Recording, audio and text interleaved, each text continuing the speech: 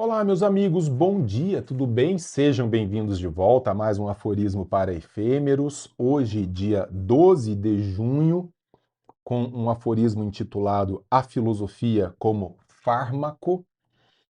Espero encontrá-los bem. Moçada, eu já me antecipo aqui num pedido de desculpas. O mês passado foi um mês muito atarefado, inclusive. Passei um tempo fora do Brasil, acompanhando uma turma do ISDL, né? Nós fomos para o Atacama, foram quase 2 semanas fora, enfim. De modo que eu atrasei um pouco, né, Tatalo, a entrega do 7º volume. Creio que será a última vez, até o final do nosso ciclo de 12, que acontecerá isso. Por quê? Porque agora eu estou em casa, empenhado em entregar com bastante antecedência o oitavo, o nono, o décimo, 11º, 12º, os próximos 5 volumes. Então não se agastem comigo se o sétimo chegar um pouquinho mais atrasado do que costumeiramente chega, mesmo pelas vias da LVM Editora, que acaba às vezes entregando um pouco antes. Nem sempre, depende do lugar. Um dos grandes problemas do Brasil é que nós somos grandes demais. Então, e o nosso sistema, especialmente Correios, eu sei que não só a LVM, Clube Ludovico, diversos clubes, diversas pessoas que dependem dos Correios, que têm contratos com os Correios, sofrem absurdamente. Aí tem gente tentando recorrer, né, Thales, a, a meios de transporte outros, né? Mas isso às vezes é possível, às vezes não é possível em função do local. Às vezes em função do fato de encarecer muito para vocês, né? Então, não, vou fazer chegar rapidinho aí, em 3 dias está na sua casa. Só que aí um livro que custa R$ 25, aí você vai pagar 50 de frete, entendeu? É um negócio que são as coisas incompreensíveis. Aí o vosso presidente, cujo nome eu não vou declinar aqui, diz assim: enquanto eu for presidente, eu não vou deixar privatizar de jeito nenhum essa grande conquista do povo brasileiro, os Correios. E tome prejuízo de 3 bilhões, 4 bilhões, 5 bilhões. Vai ser assim. E vai continuar assim. Até que alguém crie vergonha na cara, privatize aquilo, abra o mercado, para que a gente possa ter um livro de R$ 25 chegando a 5, R$ 10 de frete na sua casa, num tempo razoável. Enfim, mas é uma luta. Vamos lá, sem reclamações, vamos continuar trabalhando. A filosofia atua como fármaco da alma sempre que devolve medida às emoções que perderam proporção. Em nota, eu digo: entre os antigos é necessário insistir. O trabalho filosófico nunca foi entendido como um exercício abstrato separado da vida comum, que é uma das coisas com as quais eu insisto muito com vocês, insisto muito com os membros da Sociedade da Lanterna. A filosofia não deve ser entendida como um elemento técnico formativo que não tenha aplicação na nossa vida. Antes, pelo contrário. Tem até um livro maravilhoso de um autor chamado Pierre Hadot, que eu cito na carta dessa quinta-feira passada, no caso, né, que foi no dia 11. Quinta-feira, no dia 11 de junho de 2026, eu publiquei a carta The News, né, a minha carta semanal, falando do Pierre Hadot, que ele entende a filosofia antiga como o que ele vai chamar de exercícios espirituais, o que não tem nada de místico, tá? São exercícios intelectuais aplicados à vida e que os filósofos antigos, os clássicos, os filósofos da antiguidade, eles entendiam a especulação filosófica só fazendo sentido quando trazida, buscada, introjetada no nosso dia a dia. E aí o que aconteceu contemporaneamente? Nós fazemos filosofia na universidade, tecnicamente, mas não aplicamos isso. Eu falo para os meus alunos na universidade, falo, puxa, mas e aí, como é que isso repercute na sua vida? De modo nenhum? Você não fica incomodado? Você não tenta entender como essa lição do filósofo se encaixa na sua existência? Ah, não, eu estou preocupado em preencher o meu currículo no Lattes, em dar uma aula, ganhar um dinheiro. Fala, cara, mas esse não é o propósito essencial da filosofia. Essa não é a razão de ser da filosofia, ter domínio técnico da matéria. Isso é importante, mas não é o essencial. É viver. Por isso que eu digo aqui, filosofia como fármaco. Filosofia como um, uma vacina, um remédio, como um elemento que pode ser terapêutico em determinados momentos da nossa existência. Pensar significava tratar a alma. Por isso que eu fiz lá dentro do ISDL uma imersão falando sobre as origens da medicina antiga e o modo como a medicina ocidental só pôde ser medicina ocidental por causa da filosofia. Passei umas 10 horas falando disso num fim de semana inteiro. Está lá dentro do ISDL. Que sem o contato com a filosofia, a medicina não seria a medicina que nós conhecemos. A busca pelas causas, o tratamento do sujeito como um todo. Pensar significava tratar a alma, reorganizar o juízo, restituir clareza às reações que se tornaram excessivas ou desordenadas. O termo grego fármacon indicava justamente essa ambivalência, algo que exige uso atento, mas que pode restaurar equilíbrio onde havia confusão. Até hoje você vai à farmácia, vem de fármacon, que pode ser, como os gregos bem ensinam, veneno ou remédio. Por que chama também drogaria? Porque as substâncias vendidas lá são drogas. Mas por que são drogas autorizadas? É porque na dosimetria daquela droga ela é remédio e não veneno. Não tome mais do que tantos comprimidos por dia dessa substância. Por quê? Porque essa substância tomada de maneira desproporcional se torna veneno. O exercício da filosofia é esse exercício de boa aplicação da sensatez no controle de males da alma. Na repercussão, eu digo que a fragilidade emocional nem sempre emerge como desordem evidente.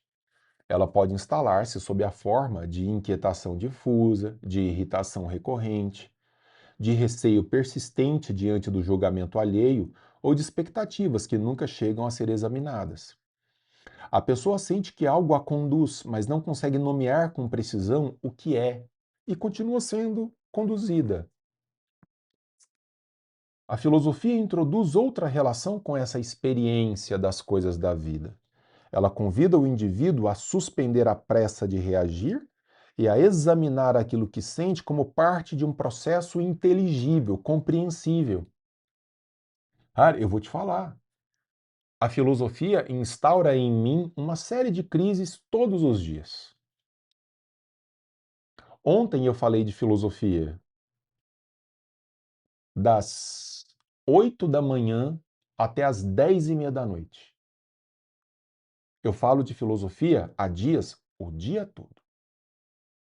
Com um livro na mão, na universidade, lendo isso, comentando aquilo. Eu me coloco em xeque no meu processo formativo todos os dias. E eu só não enlouqueço por causa da filosofia. Porque a filosofia, na mesma medida em que ela instala em mim uma série de pensamentos, de crises, no melhor dos sentidos, de. Eu estava agora conversando com uma querida amiga, a Manglia, que a gente faz alguns estudos de filosofia, e eu estava dizendo a ela, Manglia, a filosofia, ela trabalha para te desestabilizar, mas não porque ela quer que você seja uma pessoa instável, mas porque ela quer que você só coloque os pés de maneira segura no chão depois de ser testado muitas vezes. Já viu aquelas brincadeiras de prova de televisão que o sujeito coloca um tecido embaixo da pessoa e fica um de um lado puxando, o outro puxando o outro? É Platão, por exemplo, fazendo filosofia por meio de diálogo.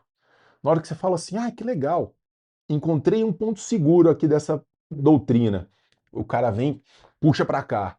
Aí você já vai caindo, o outro puxa para o outro lado. Ah, porque eu quero que você. Eu quero que você sinta o desequilíbrio, mas eu quero que você continue buscando o equilíbrio, porque na hora que você eventualmente encontrar, você entendeu os porquês, você analisou o movimento, você entendeu como, e não simplesmente se acostumou à ideia de que essa estabilidade nunca vai ser conhecida, nunca vai ser encontrada.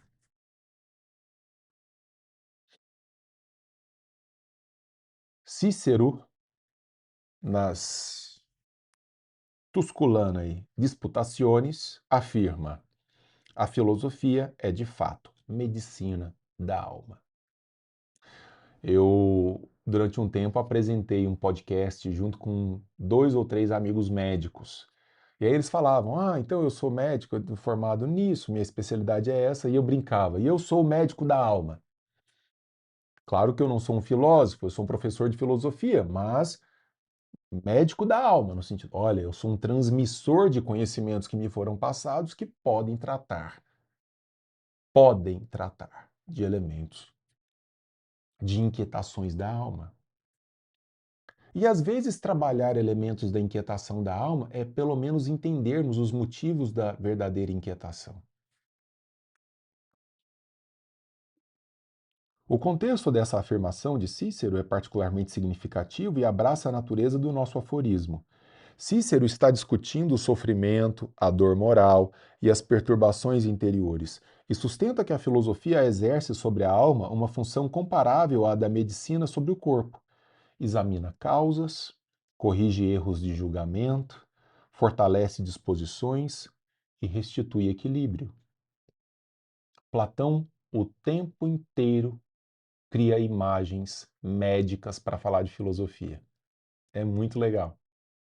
Às vezes, Platão diz: eu vou precisar de um remédio amargo para ter um efeito melhor. Na hora do remédio vai ser horrível, mas às vezes é um mal necessário para combater um mal superior. Você está lá com um tumor, aí o médico fala assim: tem que fazer quimioterapia. Dizem, quem já fez quimioterapia, que é um negócio assim, que te arrebenta, dependendo do tipo de tratamento, te arrebenta. Você fala, vou morrer é de quimioterapia, não de câncer. Mas não, você está passando por aquilo, porque aquilo tende a te provocar uma evolução, você vai sair daquela doença, vai ter a remissão do tumor em função de um tratamento doloroso, complexo. Às vezes é necessário. E na vida intelectual a mesma coisa. Às vezes está tão confortável aqui numa situação e o cara vai ter que, né? O professor de filosofia, o filósofo, ele vai te colocar numa situação de dor, de angústia, de incômodo, mas que depois você vai falar: puxa, mas ainda bem que eu me coloquei em jogo, porque agora eu entendo o mal, agora eu entendo como eu tinha uma visão distorcida. A imagem da filosofia como fármaco indica, assim, uma prática contínua de formação interior, mediante a qual o indivíduo aprende a tratar suas próprias perturbações como estados suscetíveis de compreensão e transformação.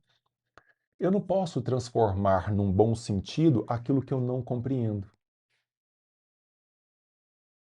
Eu acabei de fazer um podcast com um querido da, da cidade de Jaraguá do Sul, em Santa Catarina, o Lopes, Fernando Lopes, que é comandante da Polícia Militar, e ele tem um podcast, professor Denis, vamos conversar e tal. E eu falava exatamente sobre isso com ele. Falei, Fernando, qual que é um dos grandes problemas da democracia? É que às vezes o que as pessoas entendem como solução é derivado de uma incompreensão do problema. Então não é uma solução, é só uma aparência de solução. Às vezes você está passando por uma situação ruim na sua vida familiar, na sua vida amorosa, sabe-se lá. Se você faz um diagnóstico ruim do problema pelo qual você está passando, qualquer tentativa de solução é uma tentativa incidental. Você não vai ao cerne do problema, porque você não compreendeu o problema. A filosofia, como fármaco, ajuda. Primeiro, o problema é esse, então a solução passa por aqui. Do contrário, você vai fazer, para usar o exemplo, você vai fazer quimioterapia para tratar uma gripe. Não vai resolver. Não vai resolver. Mas pelo menos eu não estou parado. Não, mas não é isso.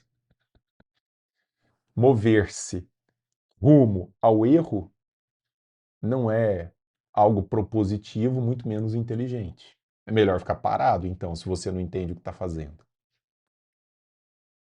Beijo carinhoso. Se tudo der certo, amanhã a gente se encontra por aqui.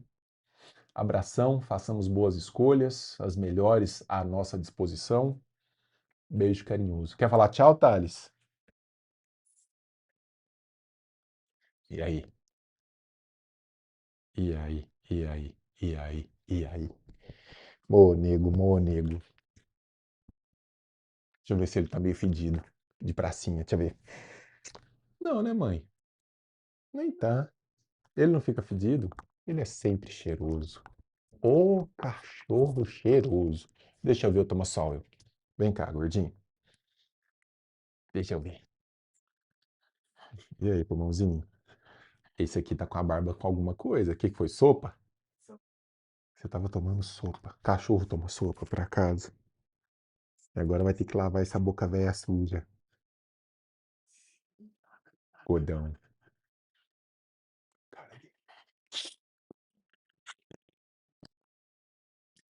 Juízo, gente. Tudo de bom pra vocês.